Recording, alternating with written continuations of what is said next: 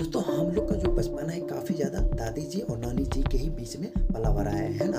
यानी कि बचपन से लेके इतने बड़े तक, यानी मॉम के पास बहुत कम रहना, दादी जी नानी जी के ही गोद में हम लोग बचपना यानी खेलते हुए इतना बड़े हुए हैं। अब देखिए यहाँ पे कॉन्सेप्ट ये निकल के आता है हमारे सामने, जो जब भी हम अक्सर दादी जी और नानी जी का ये नाम लेते हैं तो अक्सर हमारे सामने स्टोरी एक कहानी निकल के आता है ना। तो इन्हीं सब बहुत सारे कहानी निकल के आता है कि दादी जी हमें बचपन में ये कहानी बताया करती थी वगैरह वगैरह बहुत सारे।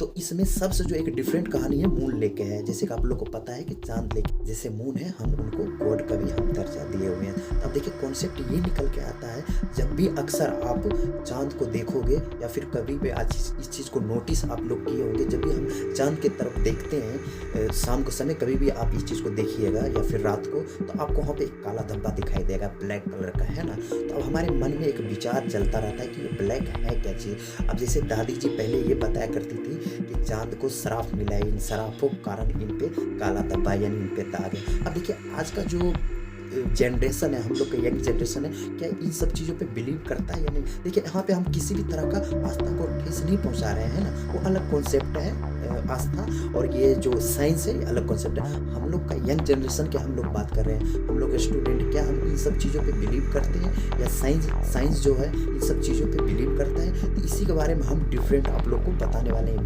वीडियो काफ़ी ज़्यादा इंटरेस्टिंग होने वाला है, तो वीडियो को पूरा एंड तक देखिए। मैं इसमें बिल्कुल अच्छी तरह से एक्सप्लेन करने वाला हूँ। क्या वो जो हम चांद की ओर देखते हैं, जो हमें काला धब्बा दिखाई देता है, क्या उसका क्या रियलिटी है, रियलिटी ऑफ मून।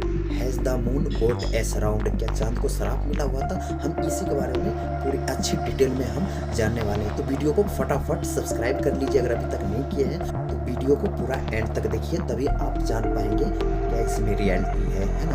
आज हम अच्छी तरह से पूरा डिटेल में हमें इस वीडियो में हम आप लोग को बताऊंगा, जो काला धब्बा नज़र आता है वो एक्चुअली में है क्या चीज़, है ना।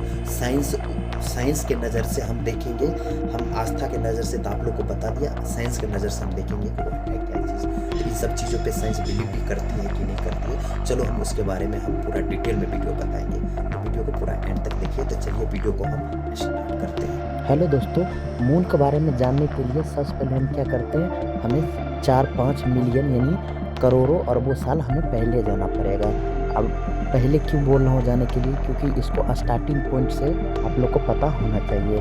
आपको 4-5 करोड़ साल यानी 4 से 5 मिलियन करोड़ों अरबों साल आपको पहले जाना पड़ेगा, जब इस ब्रह्मांड में कुछ भी नहीं था, बिल्कुल शून्य था।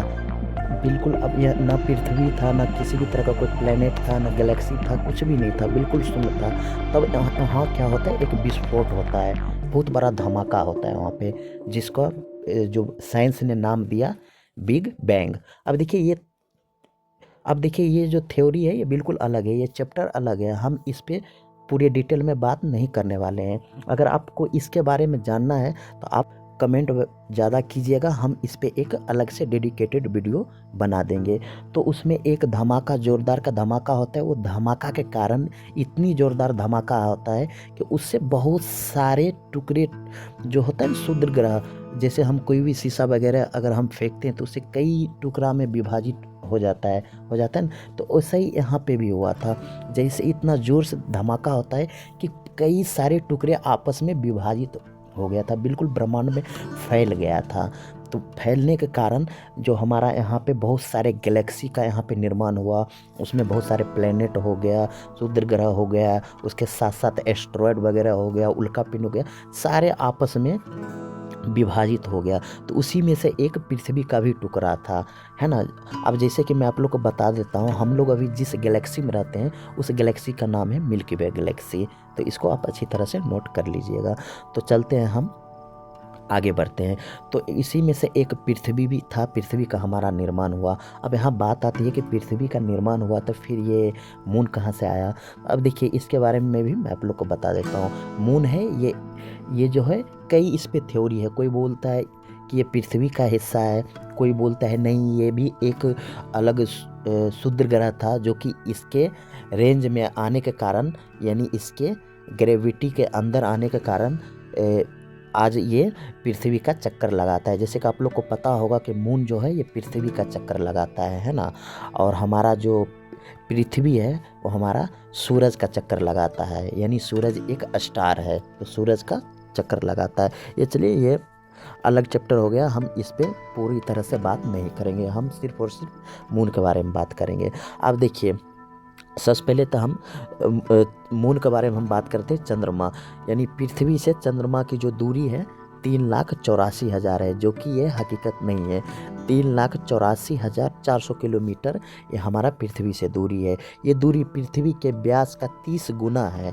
चंद्रमा का गुरुत्वाकर्षण पृथ्वी से 1/6 है। ये पृथ्वी की परिक्रमा 27 दिन 6 घंटे में पूरा करता है और अपने अक्ष के चारों ओर एक पूरा चक्कर लगाने के लिए 27 से 3 दिन लगाता है। अब जैसे कि देखिए हमारा पृथ्वी का जो ग्रेविटी है फोर्स उसके मुकाबले मून के मुकाबले काफ़ी ज़्यादा है। अब देखिए ग्रेविटी फोर्स क्या होता है मैं आप लोग को बताता हूँ। एक चुंबक आप रख लो और उसके अगल बगल पास में अगर एक लोहा को आप ला के खड़ा कर दोगे तो वो बिल्कुल चुंबक की ओर आके चिपक जाता है। तो वैसे ही पृथ्वी है, जब हम कोई भी बॉल ऊपर फेंकते हैं तो वो हमारा पृथ्वी की ओर आ जाता है, यानी इसके जो गुरुत्वाकर्षण है पृथ्वी का वो अपने ओर खींचती है, तो इसी कारण वो बॉल हवा में नहीं अटक पाता है। और चंद्रमा में ऐसा कुछ भी नहीं है। चंद्रमा में है गुरुत्वाकर्षण जो है पृथ्वी के मुकाबले भी कम है। सबसे बड़ा चीज़ है कि वहाँ पे वायुमंडल नहीं है। हमारे पृथ्वी के पास वायुमंडल है। वायुमंडल हमें कोई भी चीज़ अपने और आने से रोकती है, उसको हवा में ही नष्ट कर देता है। तो वो चंद्रमा पे नहीं है वायुमंडल। वायुमंडल नहीं होने के कारण इतना वहाँ पे कुछ न कुछ क्षुद्र ग्रह वहाँ से टकराता रहता है। अब देखिए यहाँ पे बात यहाँ तक आ गया। ये टोटल हम जो दूरी है उसके बारे में बात कर लिए। अब हम चलते हैं आगे में कि जो काला जो हमें उस पर दाग वगैरह दिखाई देता है ब्लैक कलर का, वो एग्जैक्ट में है क्या चीज़, हम उसके बारे में डिस्कस करेंगे। तो देखिए चांद पर दिखने वाले काले जो धब्बे हैं वो चांद की सतह पर बने गड्ढे या क्रेटरों की वजह से होते हैं। ये गड्ढे चांद पर उल्कापिंड और धूमकेतु के टकराने से बनते हैं। अब देखिए जैसे कि मैं आप लोग को बताया हूँ कि चंद्रमा पे जो उल्कापिंड है या धूमकेतु है कई वो टकराता ही रहता है वहाँ पे, है ना, कई बार टकराता ही रहता है वहाँ पे। तो वो टकराने से इतनी तेज वहाँ पे भूकंप होता है, इतनी तेज जोरदार झटका लगता है उस मून पे कि जिसके कारण वहाँ का जो जमीन है ना फट जाता है। फटने के बाद तो उसके अंदर जो ज्वालामुखी होता है वो बिल्कुल बाहर की ओर आ जाता है, तो गड्ढे में भर जाता है ना। जैसे आप लोग को पता है हमारे पृथ्वी का जो बहुत अंदर का जो क्रिस्टल है उसके अंदर ज्वालामुखी पाया जाता है, उसके अंदर भी ज्वालामुखी है। अगर हम उसको पूरी तरह से गड्ढा खोदते हुए जाएंगे तो ज्वालामुखी बाहर आ जाएगा। तो उस तरह से वहाँ यहाँ भी मून पे भी हुआ था।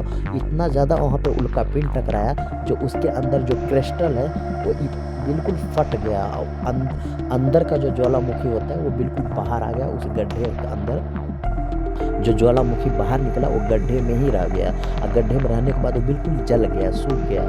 तो अब कोई भी चीज़ हम जलाते हैं, है ना, कोई कागज़ हो गया, कोई भी चीज़ अगर हम जलाते हैं तो वो जलने के बाद बिल्कुल काला हो जाता है ना। तो वैसे ही ऐसा ही सीन हुआ चंद्रमा पे भी। सबसे पहले तो उसके पास वायुमंडल नहीं है। अगर वायुमंडल होता तो उसको हवा में ही नष्ट कर देता, जला देता। लेकिन वायुमंडल नहीं होने के कारण वो आके क्या होता है, जो क्षुद्र ग्रह है या फिर कोई एस्टेरॉयड वगैरह है वो आके डायरेक्ट चंद्रमा से टकराता है। और टकराने के बाद जोरदार झटका होता है और ज्वालामुखी अंदर का जो हिस्सा होता है बाहर आ जाता है, जिसके कारण जल जाने के कारण और सूख जाने के कारण जो हमारा जो गड्ढे में जो भर जाता है वही कालापन के कारण हमें काला दिखाई देता है चंद्रमा। अब ये बात यहाँ पे ये हो गया, आप लोग को पता लग गया होगा कि कैसे हमें यहाँ पे शुद्ध ग्रह टकराने से हमें जो बहुत सारे जो गड्ढा वगैरह होता है उसके कारण हम जब चंद्रमा को देखते तो काला नज़र आता है। अब देखिए वायुमंडल होना बहुत ज़रूरी होता है कोई भी प्लेनेट को, वो हमें बाहर से आने वाले खतरे को रोकता है। अब पृथ्वी के पास खुद का वायुमंडल है तो यहाँ पे क्या होता है, कुछ भी बाहर का जो खतरा आता है उसको हवा में ही नष्ट कर देता है, जला देता है, जिसके कारण हमारा पृथ्वी सेफ है। हमारे पृथ्वी को सेव करने के लिए कहीं न कहीं बृहस्पति जो प्लेनेट है जिसको हम बृहस्पति ग्रह भी बोलते हैं, उसका भी कई बार हाथ है। यानी अगर वो नहीं होते तो शायद हमारा पृथ्वी नहीं होता। क्योंकि आप लोग को पता है एक जो शनि ग्रह शनि जो नाम का एक प्लेनेट है, उसके चारों तरफ रिंग है। आप देखे होंगे वो रिंग किस लिए है, वो रिंग शूद्र ग्रह ही है। वो चारों तरफ शूद्र ग्रह होने कारण, एस्ट्रॉयड होने कारण वो कभी कभी परिक्रमा करते करते अपना रास्ता भटक जाता है। तो रास्ता भटक जाता है तो पृथ्वी को ओर आने लगता है। तो पृथ्वी को ओर जैसे ही आने लगता है तो बृहस्पति जो जिसको हम प्लेनेट ग्रह के नाम से जानते हैं, वो अपनी ओर खींच लेता है। जिसको हम जुपिटर के नाम से जानते हैं बृहस्पति, वो अपनी ओर खींच लेता है। तो जो भी खतरा पृथ्वी पे होने वाला रहता है वो अपने ऊपर ले लेता है ना। तो इसीलिए देखिए आस्था, यहाँ पे आस्था का भी नाम आ जाता है। इसलिए आस्था में किस लिए बोला गया है कि सारे ग्रहों का देवता बृहस्पति को माना गया है। ये हकीकत में ही वैसे ही वर्क करता है। अब तो वैसे आप ये कुंभ का मेला भी आप देखेंगे, अभी फिलहाल इलाहाबाद में चलने वाला है। 12 साल पे एक बार कुंभ का मेला भी होता है। तो ऐसे वो ग्रह का भी जुपिटर से ही रिलेटेड है। तो वहाँ पे जो भी होता है खतरा वगैरह वो अपनी ओर खींच लेता है, जिसके कारण हमारा पृथ्वी सेफ हो जाता है। तो ये है यहाँ तक की बात। अब देखिए यहाँ पे क्या है, धूमकेतु से टकराने से तो बनता है चांद पर जो वायुमंडल नहीं होने की वजह से अक्सर ये उल्का पिंडों की टक्कर होती रहती है। इन टक्करों से बने गड्ढे पृथ्वी से देखने पे काले धब्बे या दाग की तरह दिखते हैं। तो ये हो गया। अब देखिए जब बड़ी बड़ी चट्टान जब टकराती है यहाँ पे तो काफ़ी ज़्यादा गड्ढा होता है। अभी बीच में हमारा जो इसरो साइंस है, आप देखे होंगे चंद्रयान 3 लॉन्च किया था ना। तो वो वहाँ पे सतह पे उतरने के लिए, तो आखिर वो बिल्कुल सतह पे क्यों इतना टाइम क्यों लगा उतरने के लिए? इसलिए टाइम लगा कि वो गड्ढा इतना ज़्यादा बड़ा है। कोई गड्ढा तो 11 किलोमीटर में फैला है, इतना बड़ा है गड्ढा। हम लोग यहाँ से देखते हैं ना काला, वो बहुत बड़ा गड्ढा है। 3 से 4 लाख से करीब तो इतना 5 किलोमीटर 6 किलोमीटर में वहाँ पे गड्ढा है। तो वहाँ पे जब हम कोई भी यान को उतारते हैं तो वहाँ पे हम समतल जगह ढूंढते हैं कि जहाँ पे वो अच्छी तरह से उतर सके। तो वहाँ पे थोड़ा इसलिए टाइम लगता है। कोई भी कंट्री अपना यान जब लॉन्च करता है, जब मून मिशन भेजता है मून पे, तो उसको थोड़ा समतल ज़मीन पे उतारने में थोड़ा टाइम लगता है। क्योंकि इतना ज़्यादा गड्ढा है, वो अगर थोड़ा सा भी एक गलती करेगा तो उसका यान नष्ट भी हो सकता है। तो यही गड्ढे के कारण उनको परेशानी होता है। तो इसीलिए पूरा चांद पे तो नहीं है, लेकिन आधा ज़्यादा पूरा चांद पे इतना ज़्यादा गड्ढा है जिसको हम यहाँ पृथ्वी से जब अपनी आँखों से देखते हैं तो वो काला काला नज़र आता है। तो ये हो गया। अब देखिए बाद में जब ये लावा ठंडा हुआ तो वही जमकर बेसाल्ट काली चट्टानों में बदल गया, जो आज हमें काले धब्बे के रूप में दिखता है। जैसे कि मैंने आपको बताया, स्टार्टिंग बताया था, जो लावा बाहर निकलता है, जो गड्ढे के अंदर रह जाता है, जल जाने के कारण वो काला हो जाता है, जिसके कारण। और दूसरी बात एक चीज़ और है, जब आप चांद पे जाओगे, जैसे कि मैंने आपको पहले ही बताया, एक तो ग्रेविटी फोर्स कम है, ऊपर से वहाँ पे वायुमंडल नहीं होने के कारण जब आप वहाँ पे ऑक्सीजन वगैरह कुछ भी नहीं है। जब आप चांद पे जाते हो, जब आप वहाँ अपने पैर का अपना मन रखो, वहाँ पे अपना कदम रखोगे, अगर आप कोई चीज़ का निशान भी अगर वहाँ पे छोड़ देते हो तो वो बिल्कुल अनंत काल तक वहाँ पे निशान रहेगा। पृथ्वी में क्या है, जब हम यहाँ चलते हैं या कोई भी निशान होता है तो हमें मिट जाता है, या फिर अपने आप मिट जाता है, या फिर जैसे कोई दाग वगैरह होता है, यहाँ पे बारिश वगैरह होता है जिसके कारण मिट जाता है, पता हमें नहीं चलता है। लेकिन चांद पे ऐसा नहीं है। अगर आपका एक कदम पड़ता है, अगर आप वहाँ पे कोई भी निशान रखते हो तो वो निशान हमेशा के लिए वहाँ पे रहेगा, वो निशान कभी मिट नहीं सकता है। तो यही सब कारण है जो चांद पे हमें काला धब्बा दिखाई देता है। तो आई होप फ्रेंड आप समझ पाए होंगे आज की इस वीडियो में कि जो हम देखते हैं, जो हमें काला धब्बा या फिर काले नज़र आता है चंद्रमा, वो एस्ट्रॉयड के टकराने से होता है, ना कि शराब के कारण। इसमें बिल्कुल दूर तक सच्चाई नहीं है, ये साइंस कहती है और ये चीज़ प्रूव भी है।